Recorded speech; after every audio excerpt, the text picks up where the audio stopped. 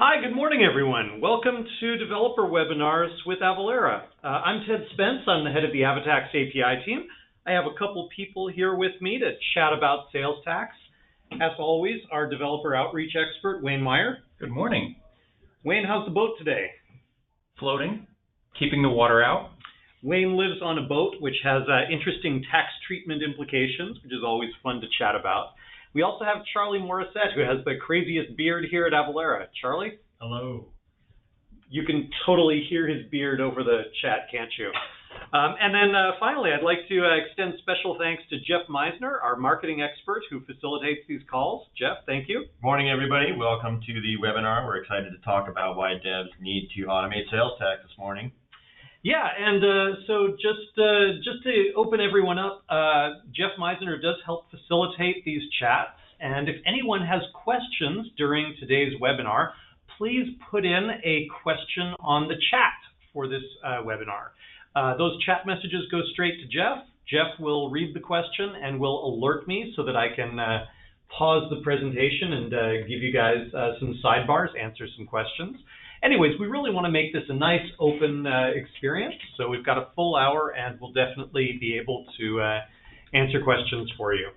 Anyways, today's topic is why you should automate sales tax. And the whole reason that I'm putting this out there is because, you know, before I came to Avalara, I thought sales tax was easy. I thought sales tax was just a nice little simple thing. I've never really done much more than like help sell tickets for nonprofits for events. And, we didn't usually charge sales tax for things because we just kind of figured, oh, well, somebody else will take care of it, right? So, really, the number one thing that I hear when people ask me about sales tax is, oh, don't worry, I'll do it myself. And, Charlie, you had the Connectors program. Don't you deal with this on a day-by-day basis? Yeah, I mean, it's something that when you look at it from the surface, it does seem pretty straightforward, especially, if I'm in Washington and I have a business and I'm doing one specific thing, it may not necessarily be hard, but as I start growing or expanding, what we commonly see from customers is your business grows and the complexity starts kind of coming in. And as you start going, at the end of the day, I mean, as a father of four, I just don't have time to deal with it. Yeah. So I just want things to be done easily and simply. Yeah, I mean, like for myself, I did a startup a long time ago, and we just, paid for an accounting program. And we just assumed that the accounting program would take care of things like that for us. And, there's a little, configuration screen. And in the configuration screen, you type in your tax rate. So if I was assigned as a developer to build a program like, cash register or something like that, my first reaction would be, hey, I'll just do it myself. I'll put in a tax rate box. And, I think this is almost always the answer that people get is I'm about to build this app, I'll just let the user do a tax rate. Have you guys, Wayne, I don't know if you've seen this, but have you seen the letters that the state tax board will send to you? I used to own a couple businesses. I've seen plenty of letters from them. Okay. And usually interpreting them is about, like, call my accountant. Yeah. Engage my accountant. What does this mean? So, like, I've seen copies of these letters because, I used to run the returns development organization here, and we would get copies of all sorts of scary-looking letters. Some of them were as simple as, hey, the state is telling you that the rate for your store has changed from 8.75% to 8.8%. Just little things like that. So in most cases, your users kind of know what their tax rates are. As long as you've got a physical storefront and you're doing something really simple like calculating tax on over-the-counter purchases, yeah, it's pretty straightforward. So speaking as a person who's built apps before, the first thing that I do is if somebody came to me and said, all right, build a cash register or build an iPhone app store, well, you know what? I'd put in a little configuration screen. It probably looks something like this. Well, what's the tax that I pay for this product? All right, it's 7%. I pay it to the California State Board of Equalization. You get a couple different things, sell it, type in your rate, 7%. You're pretty much done, right? It's just a data entry box. If somebody is setting up a convenience store or if they're just setting up a booth at a outdoor street market or something, yeah, you just type in your rate and you're done. Maybe. Sounds like maybe you know a little bit more about that. Oh, I had a food business. Certain items are taxable, some aren't, and then the jurisdictions and change, and it quickly runs off the rails. Sounds like you already know a little bit about this.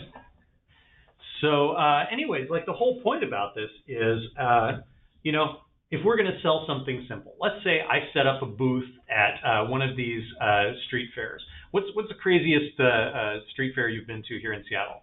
I like Georgetown Carnival. What about you? I went to the Fremont Festival. That's pretty crazy. About a decade ago, yeah. The Solstice Parade? Yeah. All right. That is crazy.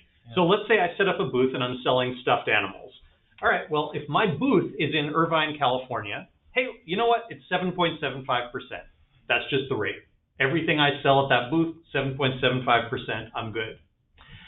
Well, if I happen to set up my booth somewhere else, let's say I go all the way from Irvine, California to Bismarck, North Dakota. That's exactly a normal thing for a stuffed animal vendor. But anyways, if I go over there, I pay 6.5%. So, great. There's a tax rate here, there's a tax rate there. But if I'm actually shipping a product, well, then there's a different tax treatment. So let's say somebody goes up to my booth in Irvine, California and asks me to ship a stuffed animal to Bismarck, North Dakota. Well, what do? Do I charge them sales tax? Well, technically, no. Technically, if I'm not yet registered to collect tax in North Dakota, I should not charge tax because I do not have permission from the state of North Dakota to collect sales tax on their behalf. And this is actually a kind of technical legal requirement that's called nexus. And there's other people who could explain that much better than myself. I know, Jeff, we've got other webinars where people like John Solis will explain the minutiae of nexus. And this is an area of constant discussion because the Supreme Court has changed some of the rules about nexus. But in general, if I am not deputized by the state of North Dakota or by the town of Bismarck, North Dakota, if I do not receive their blessing to collect sales tax, I should not collect sales tax and the consumer is liable for it. So what does that mean for me as an app developer? If I'm building this app and I'm helping someone sell stuffed animals, well, you know what? I can't just have a settings screen for rates. I have to have a settings screen that controls where I can sell products, where I should charge tax. And I mean, Charlie, you've looked at a million different accounting systems. How many of them have that? Not a lot. Not a lot? I mean, you've got some of the more sophisticated, or you have a larger business, you're probably going to have some settings that'll actually do that. But some of your basic, out-of-the-box stuff may not necessarily have that.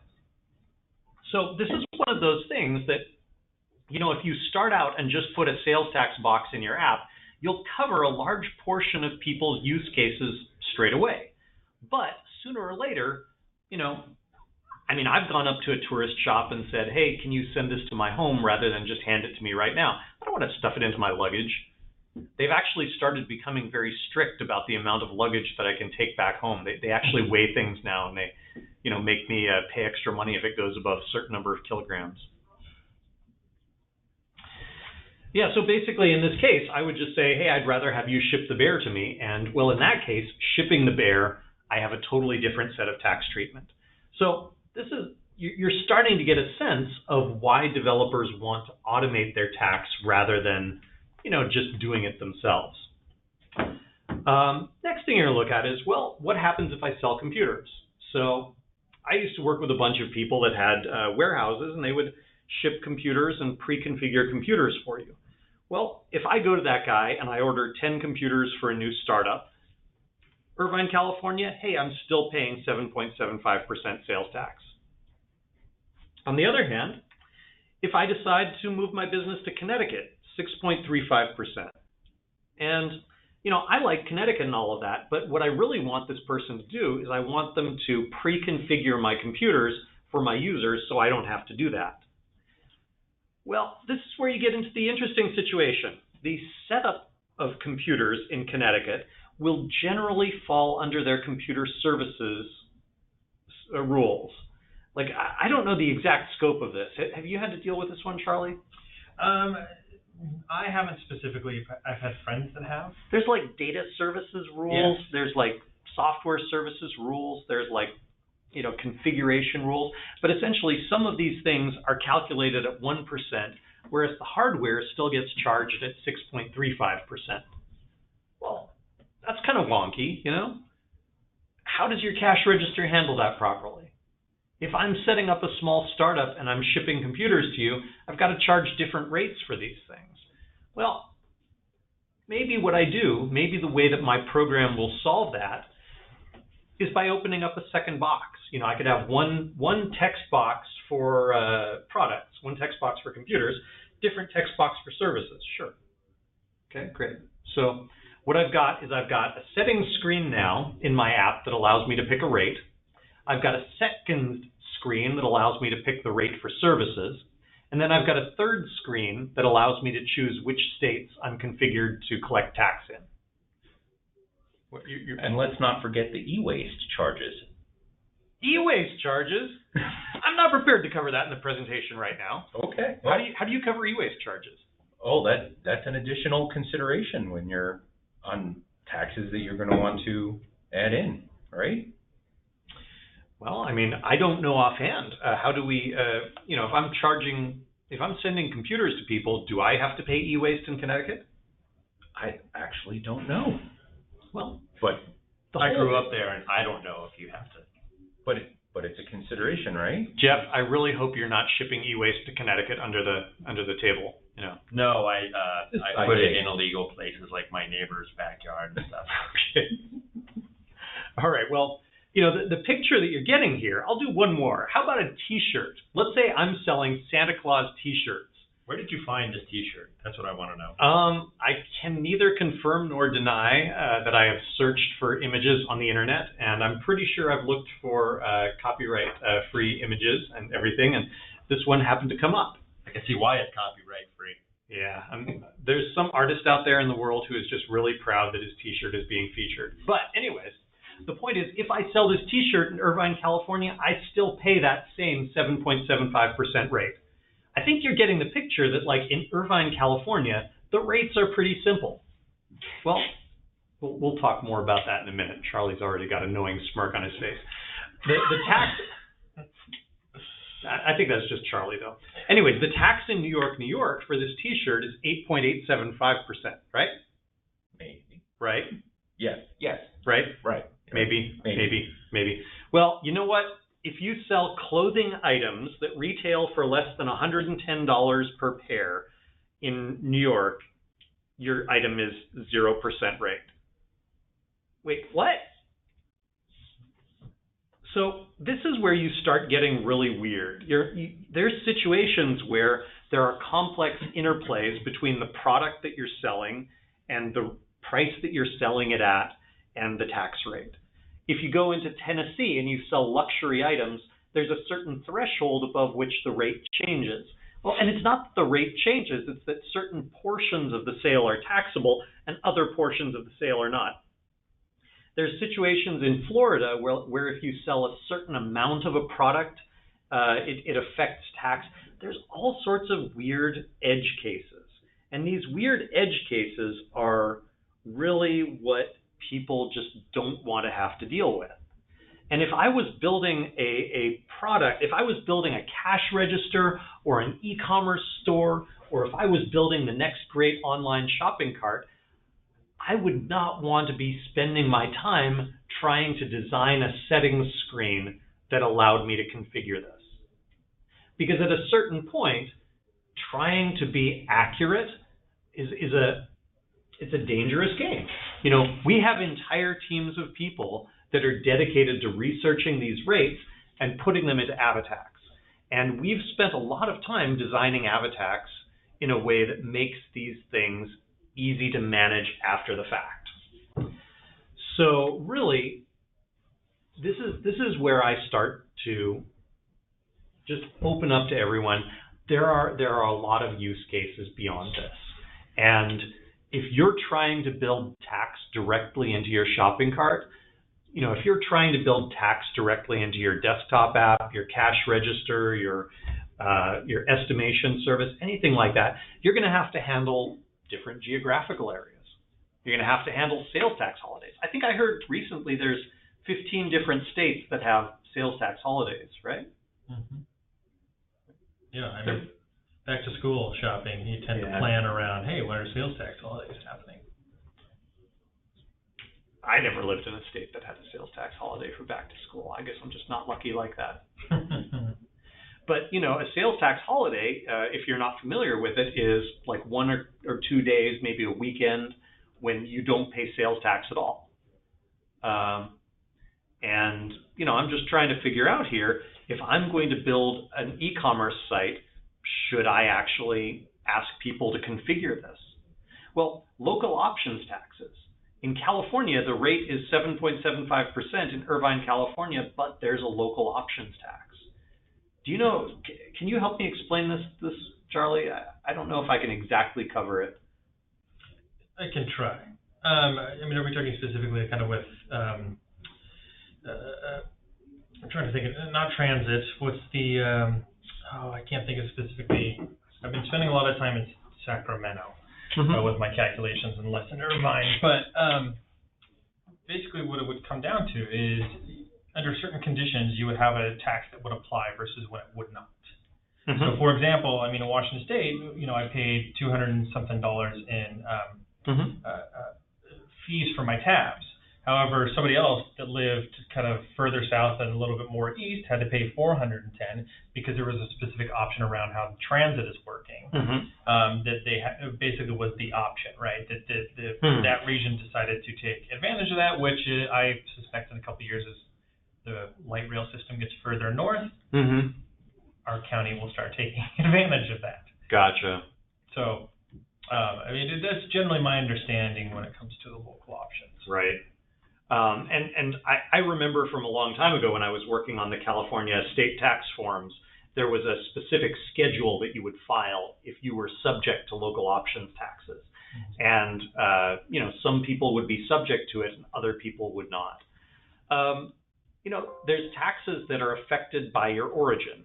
In the United States, generally, the rule is that the destination address is the one that gets the tax for a shipment. On the other hand, though, if you are shipping within a state, if you are shipping from an address within a state to a different address within the same state, there can be origin-based sourcing that influences it. I think this is common in Texas, isn't it? Yes. Like in Texas, the mixed sourcing can really affect the rate. So, in that case, you're not going to have an exactly predictable, percentage. It's not always going to be the exact same percentage based upon the destination address. And then finally, in general, like every different product you sell can have different categorization rules. So really, if you're going to invest time in making your app handle sales tax, you could spend a full-time employee for a very long period of time trying to create a settings screen that allows people to type in rates. And you know what? In the long run, asking your users to do data entry for your application is just not user-friendly. Sure, you could say my app can handle sales tax, my app can just, type in the rates, but that's just not something that your customers are going to enjoy.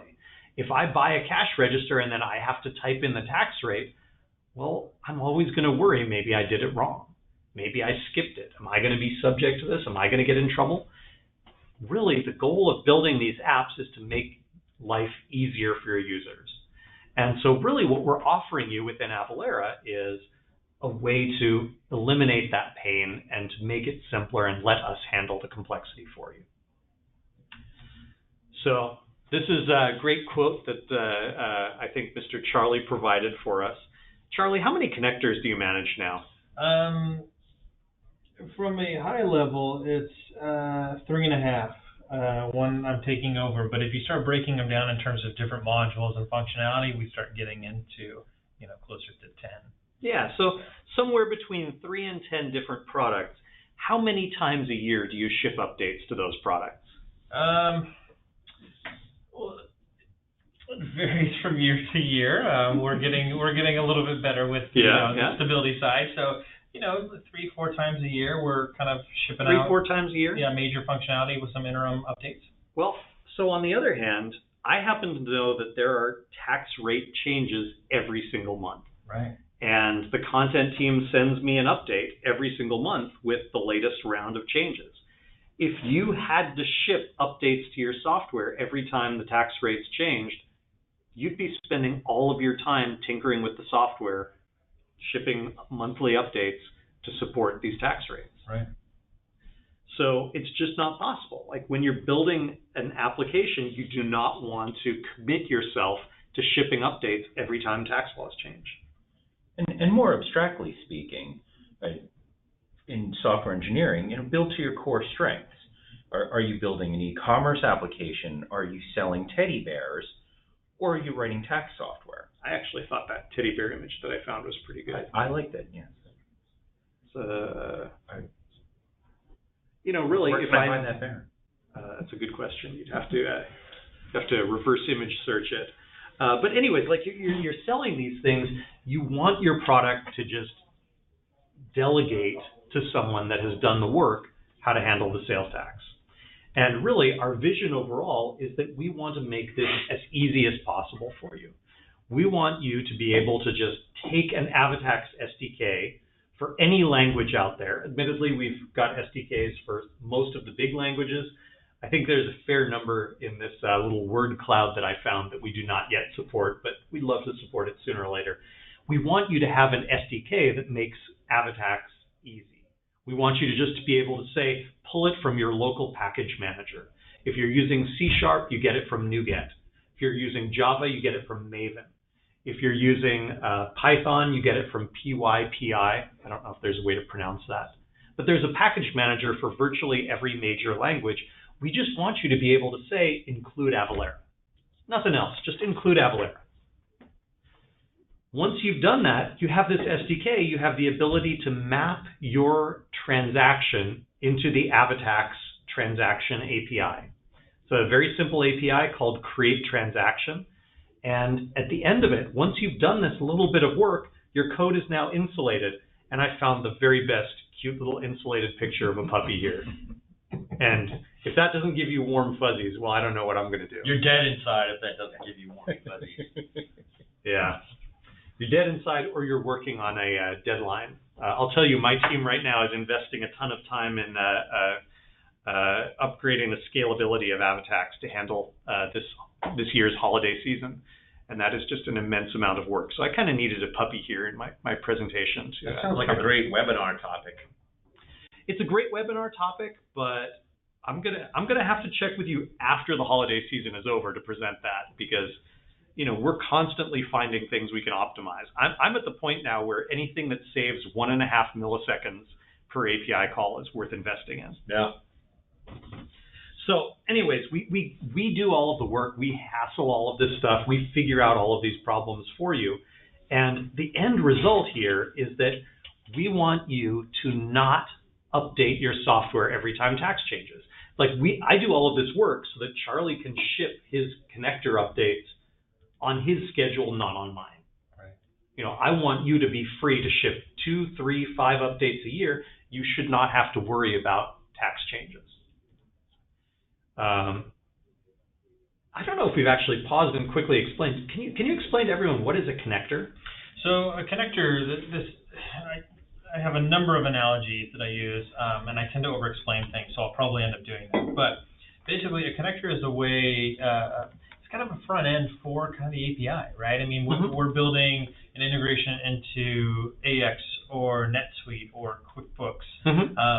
And basically, it uses the API to carry over the information. The simplest way I've always described it is, it's basically someone going to Jack in the Box, what do you want? Right? So you dictate to them, this is what I want. I'm going to sell these goods, the transaction date's this day, it's going to this location from this location, and we will kind of send that information over. We'll translate and parse that information so that it actually works within the AvaTax as well as the main accounting software or ERP. And I think another way to look at it is this middle box right here this middle box right here is mapping between your product and Avatax. Yep. That's kind of what a connector is. It's kind of the integration. It's the glue between your product that's selling something and Avatax that's helping you figure out the appropriate tax to charge. Because the whole purpose of this is we want you to not have to worry about it, and we also want you to get the correct rate every single time. We want you to have the Avatax accuracy. We want you to have the performance that we spend our time working on. We want you to have the convenience, but we want your application to be easy to develop, and we want this integration to be easy to develop.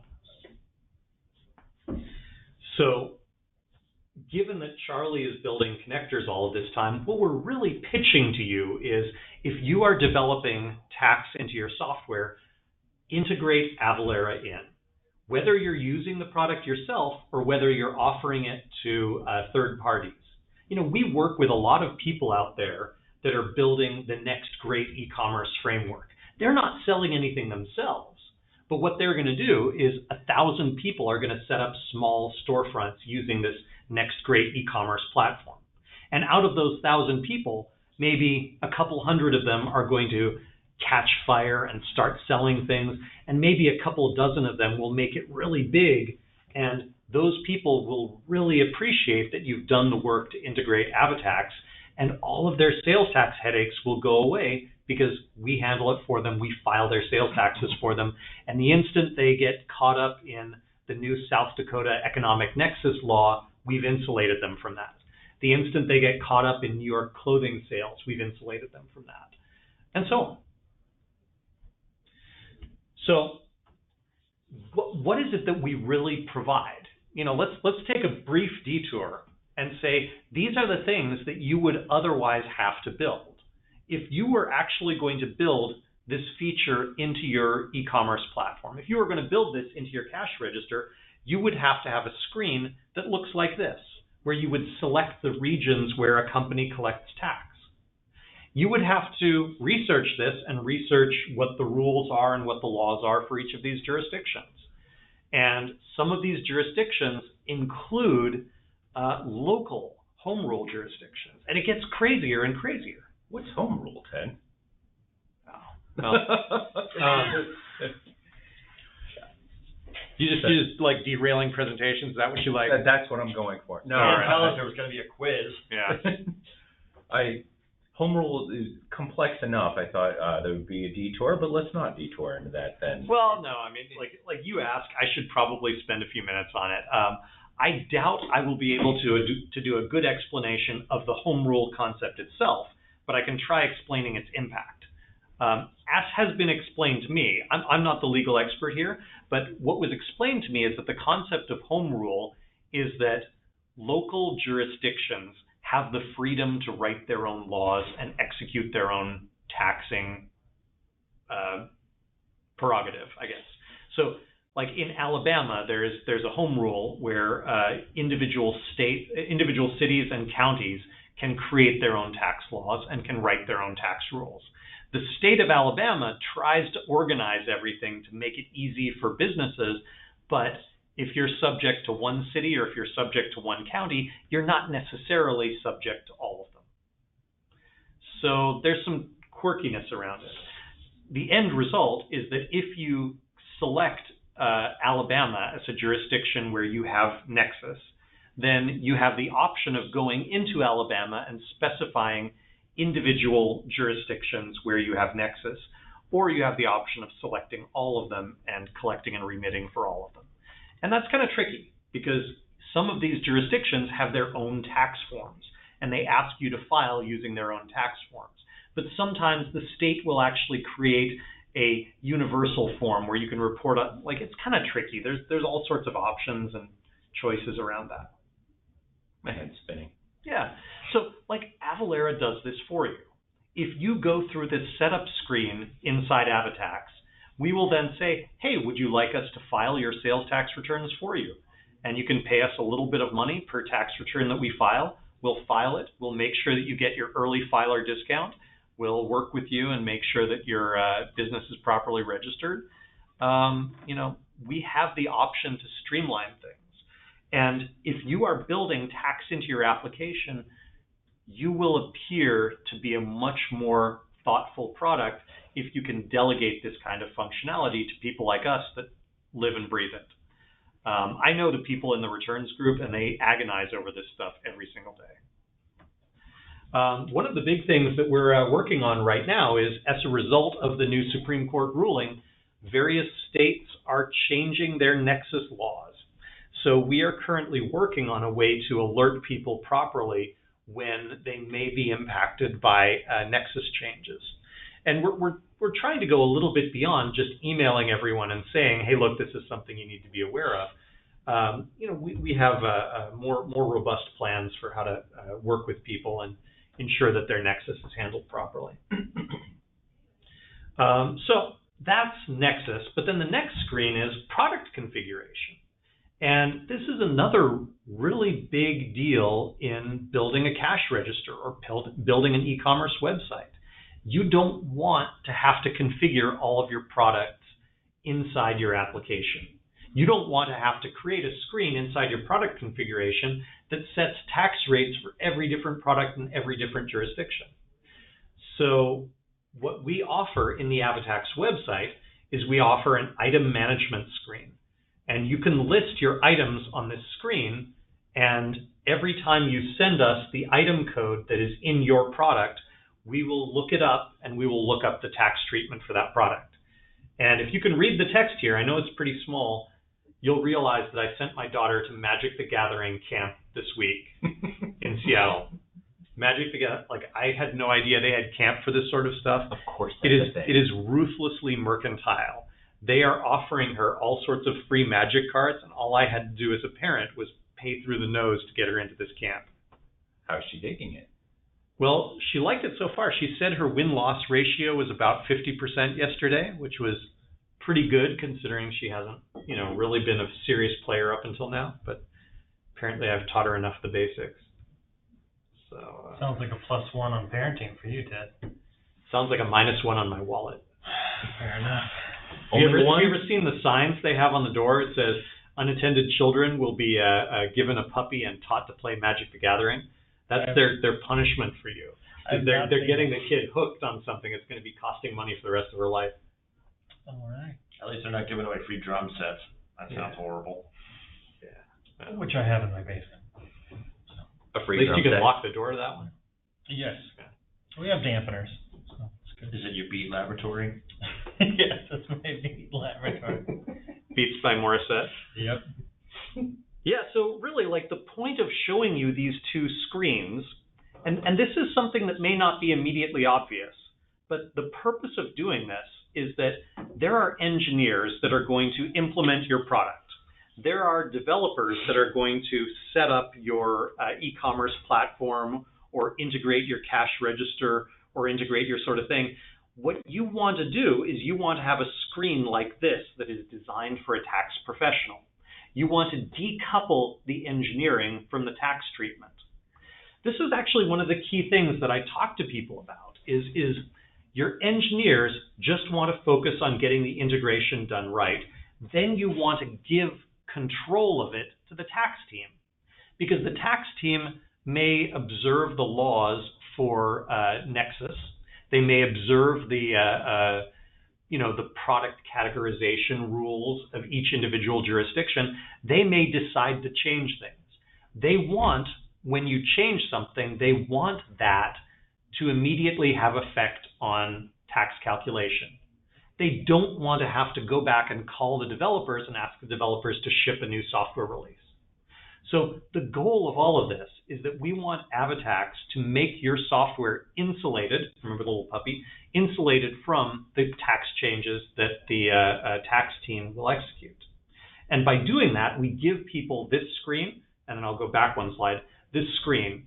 Those screens inside Avatax handle all of these settings for you. And you don't have to worry about that. Your API call will automatically take effect whenever these changes occur. So why is this approach better? It's because we are giving you complete separation of responsibility. And you really want your customers to have two different decisions. You want the engineers to say, yes, this is a good program for us to implement because it's easy for me to set up. And you want the tax professional to say, yes, this is a good program to implement because once I've installed this, I have control over all of my tax rules using Avalara Avatax. And if I'm designing an e-commerce framework, or if I'm designing a connector, or if I'm designing any kind of an application that's doing sales, I want that freedom. I want my app to keep running regardless of whether the nexus changes, the product changes, or the tax law changes. All right, so I want to just point out to you here, we've got a couple other slides talking about how you can go ahead and execute this, but I'd really love to find out, for those of you on the call, what is it that you're building? What is it that you're looking to implement? And I'd love to talk a little bit more about how Avatax can help with that. Because I've got a little bit of sample code here, but I'm not going to dwell on this too much if you guys don't want to look at software and code. What I'm trying to point out here is that we work really hard. We spend a lot of time looking at this, trying to figure out how we can make it easier to use Avatax. The basics of Avatax is that you just need an address. You see right here, this is the address of Irvine, California. You just need a product code. Well, in that case, that's my product code. You can add complexity anytime you want. You don't need it. You can add multiple addresses. You can add shipping addresses. You can add multiple lines. You can add breakouts. We have people calling us saying, if I'm selling 10 lines and 9 of them ship from one warehouse and the other one ships from another warehouse, you know what? We can handle that. Avatax can do this. But what we want to do is we want to make it easy to get started, and we want to offer you the ability to add complexity anytime you like. We have a lot of really good online documentation. Jeff, you're the one who actually gets the feedback from customers. What do our customers say when they look at our documentation? Oh, they love it. They say it's easy to use, easy to consume. They love the try now features, being able to make calls against the API on DevDot. It's usually really great feedback. Cool. Really, what I'd like to find out from those of you on the call is what would you like me to cover? How can I help with this? Because what we're doing is we're constantly publishing, and Wayne is constantly working on customer outreach, where we look at each particular challenge and we say, how can we publish code? How can we write blog posts? How can we help out with this? We love hearing from you. We're on the forums. We're available through your CAM, or through your customer account manager, through your sales rep. Whenever your engineer needs to talk to another engineer, that's what this entire team, the developer relations team, is here to speak to you and guide your engineers through whatever challenges they're going through regarding integrating, even making calls into Avatax, or whatever your workflow or use cases are. So just for perspective, tell me about some project that you're working on with a customer right now. Don't mention the customer name, but just what sort of challenge is this customer having? I'm going to go on to the international. You haven't touched on cross-border sales, international. Oh boy, yeah. But this is a topic near and dear to my heart.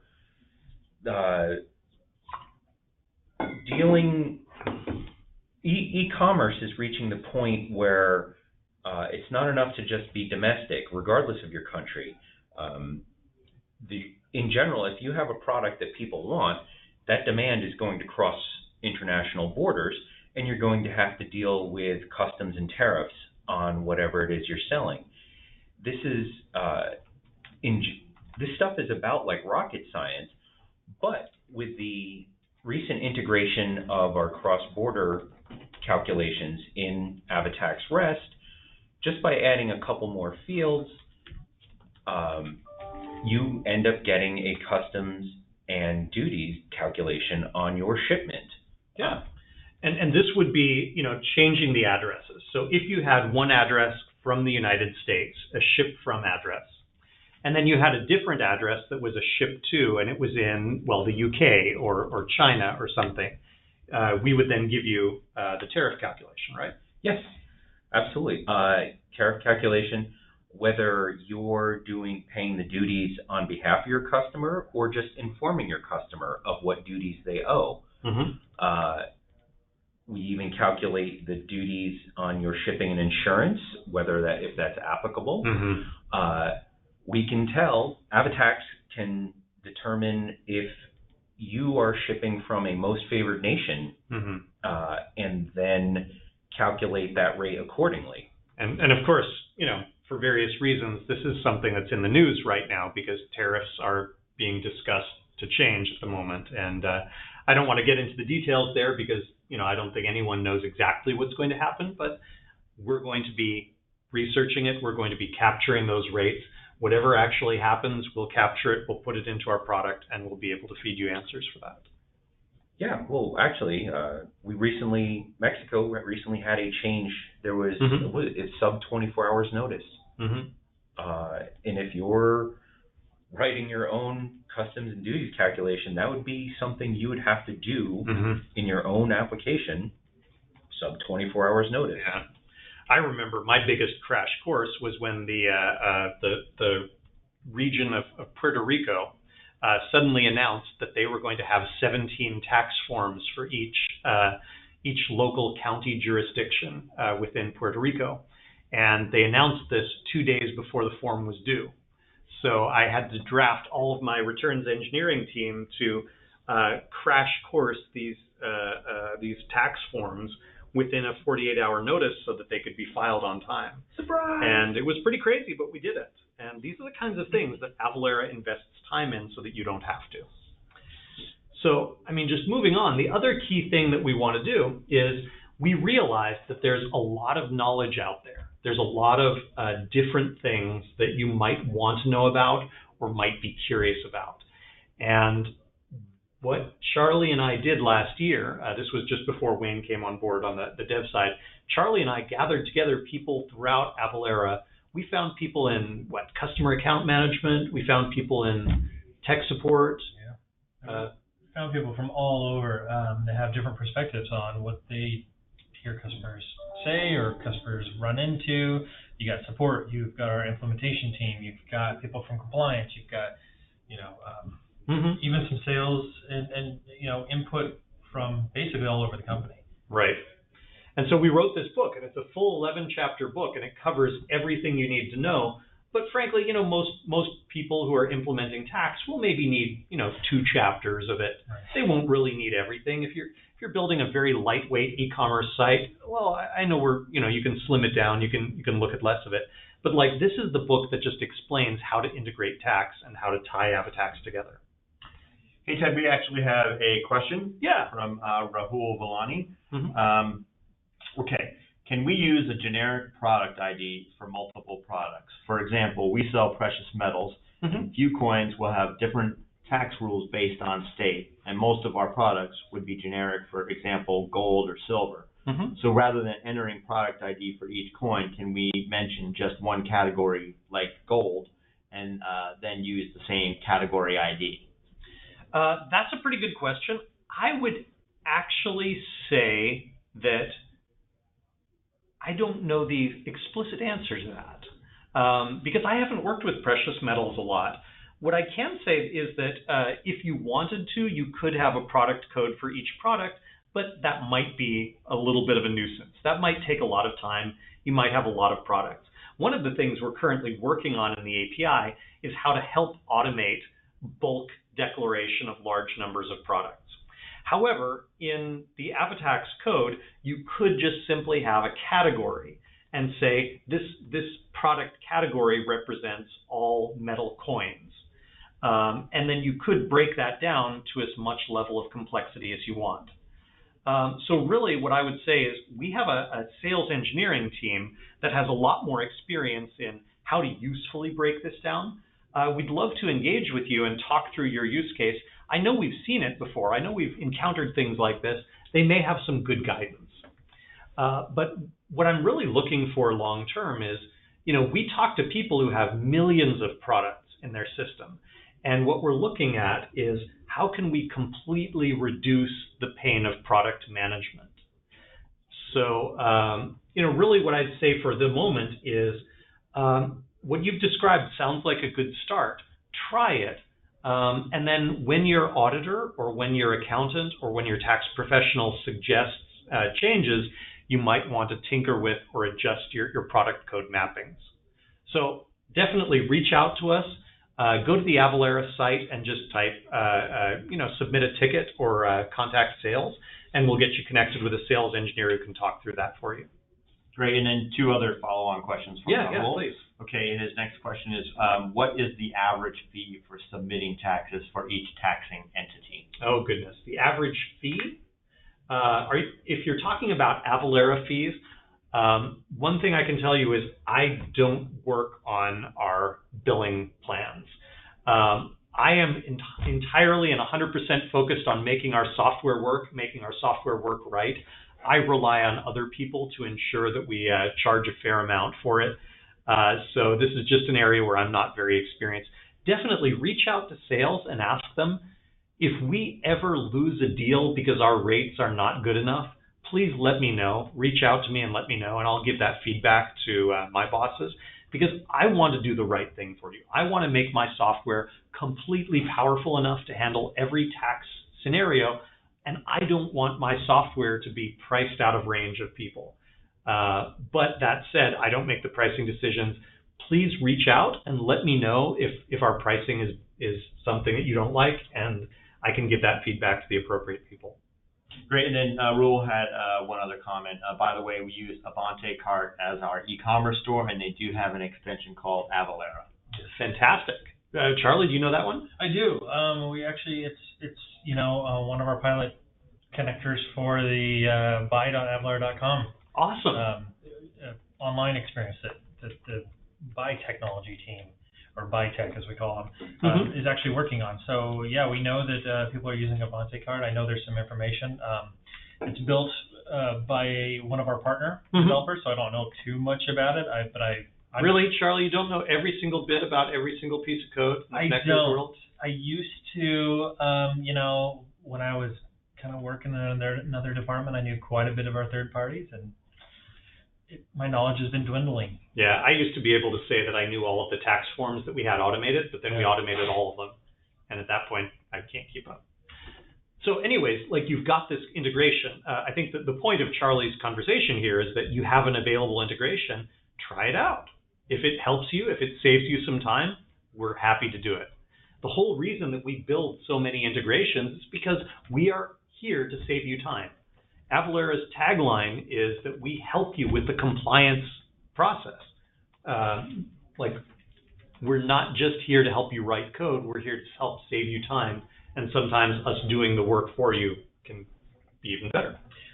Well, and kind of adding to the point, I work with one of the integrations that I work with, there's specific limitations within the ERP itself. And so what customers have done is said, hey, we have a very specific need, and unfortunately, you'll run into a situation where you're going to hit our threshold as a third party. Yeah.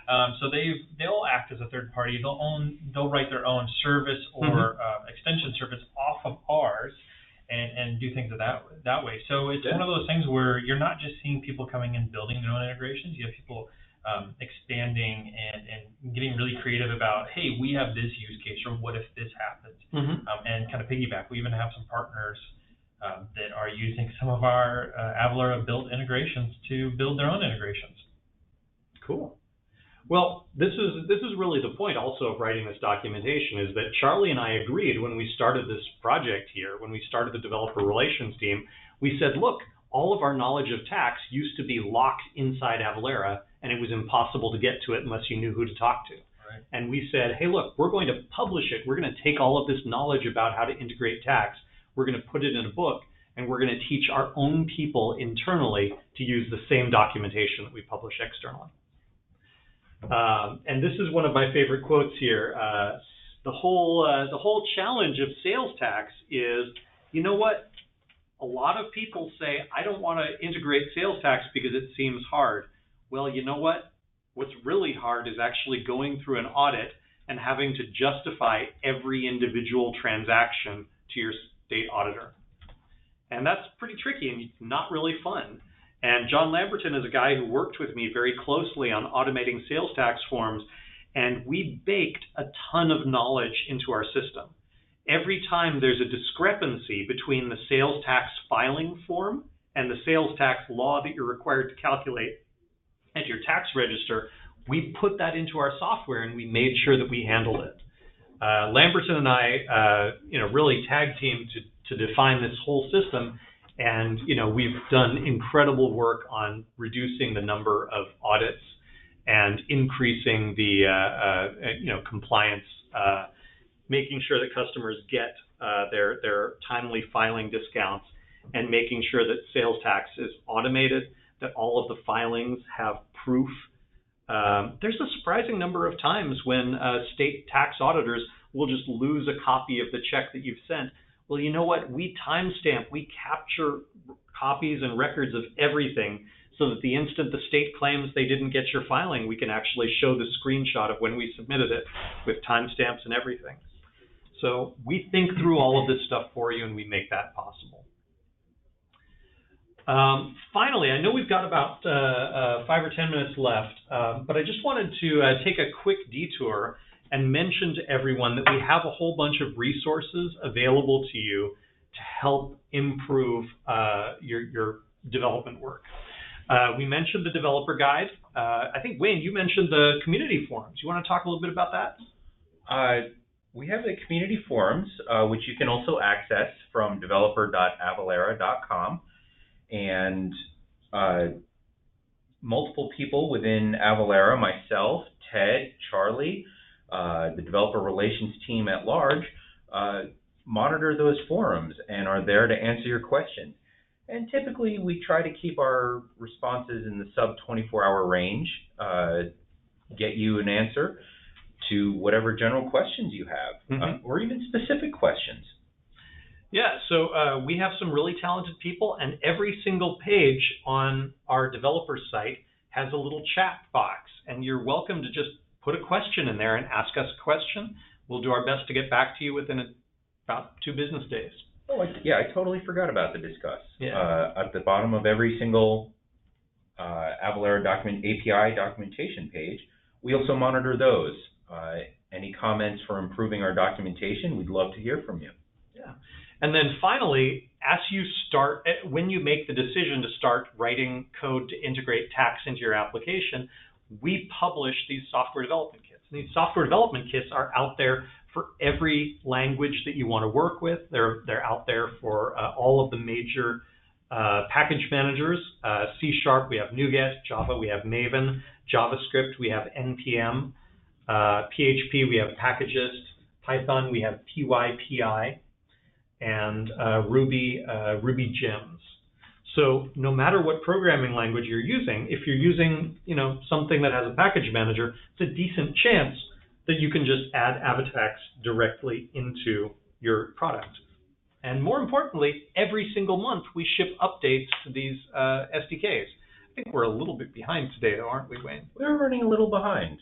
Well, going to crack the whip on that one. Yeah, we had some people on vacation. One of the downsides of Seattle is that the instant the sun comes out, everybody goes on vacation. So I think we had a couple people out during July, and right now Wayne and I are catching up on publishing this month's SDKs. But also the SDKs include context-sensitive help for every single function that we write. So all of the documentation that's published on developer.avalara is also available to you inside the SDK. If you just start typing your context-sensitive help, your code lens, or whatever they call it in your integrated development environment, will automatically populate a little, bubble, a little thought balloon that tells you the context for our API calls. So we work really hard to make this easy for you. You can also find, we have some sample code embedded in these SDKs. So if you're interested in trying some of them out, they're all open source. They're all Apache 2.0 licensed. And let me just take a quick detour and show a little bit of this stuff. Jeff, please ping me if we get other questions you want me to stop for. Will do. So this is the developer site. You can see recent blog posts. I publish patch notes for our API every single month, so I'm just about to publish the patch notes for August. We have blogs that cover all of these things. Anytime you want to get started, you can click up here for a free trial. Type in your information. We'll give you a 60-day free trial of Avatax. Thank you. What's that trial include? What's that trial include? It's Avatax. You get everything. You can use the product. It's there. You can just write code. You can start working with it. If you're happy with it, you can keep it. You can, upgrade to a specific tier. But if you decide you don't like it, well, you know what? We have free APIs. The important thing is, if you decide that Avatax is not ready for you, just keep using these free APIs. We will never charge you for these APIs. You can use these APIs for as long as you want. Just keep using them. The point at which you decide you want to upgrade to something bigger, hey, we'll be right there for you. The point at which you want Avalara tax filing, just upgrade, we'll be right there for you. But these free APIs, they're basically as good as if you download a postal code rates table from somewhere else on the internet. And, just use this, and it's much easier than having to do it yourself. That way you don't have to download postal code rate tables every month. So this API right here specifically just gives you the ability to get postal codes by zip code. This is what a lot of people will start with. And this is a great way to avoid incorporating any cost. Use this, and then eventually you'll decide that it's time to upgrade to full Avatax. We talked about the developer guide, blog posts. This is the community forum that Wayne manages. We have a lot of people chatting about development and developer activity. And then finally, I should mention the SDKs up here. You'll be able to go directly into a package manager and see Avatax. This is the Avatax software development kit for C#. You can see, we have a whole bunch of people using it, and people are constantly downloading it to add to their products. We support it. We provide feedback, and you can actually visit our GitHub site to download the source code. If you decide that something of it works the way that you want or doesn't work the way you want, send us a pull request. We'll work with you and merge it. So that said, I've kind of come to the end of my presentation here. We've got a minute or two at the end. Jeff, I'd like to highlight to everyone that we have a conference every year where I'd love to talk to developers using our software. Jeff, you want to give the quick pitch for Crush? Yeah, Crush is a great event for developers. We've had a dedicated developer track, I think at least the last 2 years. It's been really well attended. And these are technical sessions that are broken out by Ted and his team. We get great feedback on them every year, so you should really check it out. You can start pre-registration for Crush 2019 today. Yeah, Huntington Beach too. It's a fantastic city, and I love the Wahoo's Tacos that's out there on the right by the boardwalk. They have got some great farmers markets and everything, and I'm sure every single year the marketing department goes all out to put on a spectacle. And if you remember, the grand finale of DC was this ridiculous fireworks show from last year's conference. It was so awesome. They put on this fireworks show, put Disneyland to shame. So that said, we're just at the end of our presentation. So I really want to hear from you. If anyone is interested in working on Avatax and you want to reach out to us, we have a variety of ways that you can get support. Customers at any time can open up a support case. You can click here, you can open up a ticket, we will respond to you. You'll get a tech support person helping you out. We also have the Avalara Help Center. Help Center has a lot of common questions and answers for various connectors and integrations. We have the community forums that Wayne here will be very excited to chat with you on. We have a professional services team that can give you advice and contract with you for more complex integration work. We have regular developer webinars. Jeff, what's our next webinar for this? The next webinar is on the 21st of August, and it is focused on why developers should take the time to build sales tax functionality into their e-commerce shopping carts. Yeah, that's going to be a good one. Yeah, and then Rahul actually has one final go ahead. comment. He said that he will be contacting our sales team sometime today because they have a few more questions before they begin working with Avalara. So we are looking forward to hearing from you, Rahul. Thank you for all your great questions. Yeah, thank you very much. Please feel free to mention my name. I don't know that they'll give you a discount. I don't know that they like me that much, but I always refer people to them, and I think they're good guys. But hey, thank you all for attending today. I really appreciate your time hanging out with me and talking about AvaTax.